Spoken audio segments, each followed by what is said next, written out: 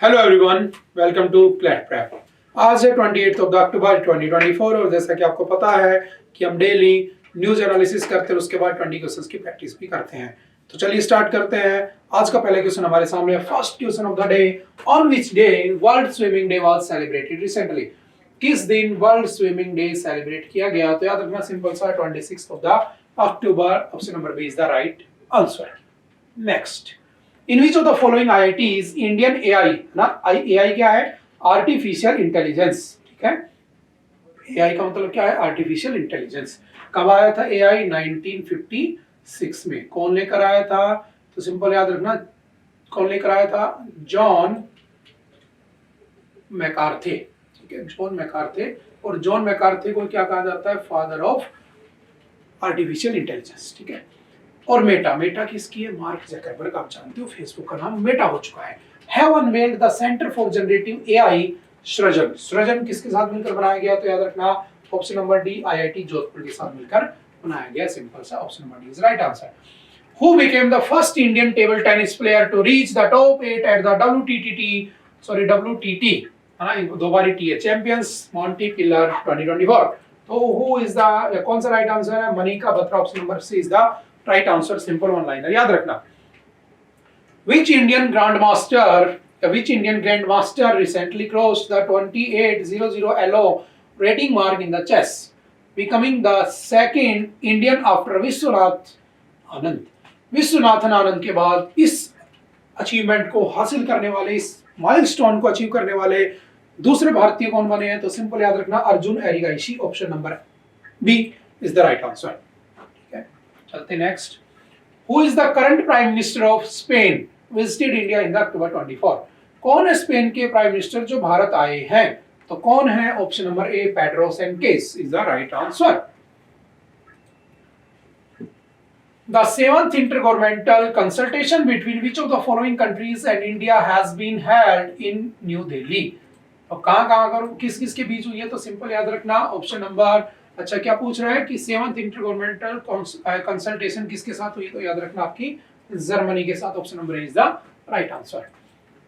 Who among the following has been elected as the president of the World Steel Association?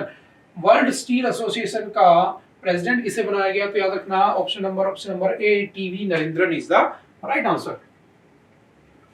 Which of the following has become the first country to stop producing electricity from the coal? कौन सी पहली country बनी है जिसने कोल से electricity बनाना बंद कर दिया है? तो option number C, United Kingdom पहली कंट्री बन गई है। Which of the following has topped the rule of law index of the World Justice Project? World justice project की रिपोर्ट में पहले नंबर पे कौन है? तो याद रखना डेनमार्क इज एट नंबर 1। चलो मुझे बताना ढूंढ के इंडिया की रैंक क्या है। इंडियाज रैंक क्या है ये आप मुझे ढूंढ कर बताना। Recently the loan limit under प्रधानमंत्री मुद्रा योजना, जो आपकी प्रधानमंत्री मुद्रा योजना है उसके अंदर जो लोन लिमिट है वो 10 लाख से बढ़ाकर कितनी कर दी गई है? तो 20 लाख कर दी गई है। सिंपल से याद रखना। बताना मुझे लोन प्रधानमंत्री मुद्रा योजना कब आई थी? ये पढ़ा चुका हूं 2-4 दिन पहले। उसके बाद चलते हैं next. India has organised the 34th defence manufacturing programme for the candidates of which of the following countries? किस कंट्रीज के लिए उसके यहाँ पर 34th डिफेंस मैन्युफैक्चरिंग प्रोग्राम हुआ है? तो याद रखना Maldives. Option number D is right answer. And what is the capital of Maldives? तो याद रखना माले। और मालदीव्स में हमारा पहला ऑपरेशन कौन सा हुआ था? Operation cactus.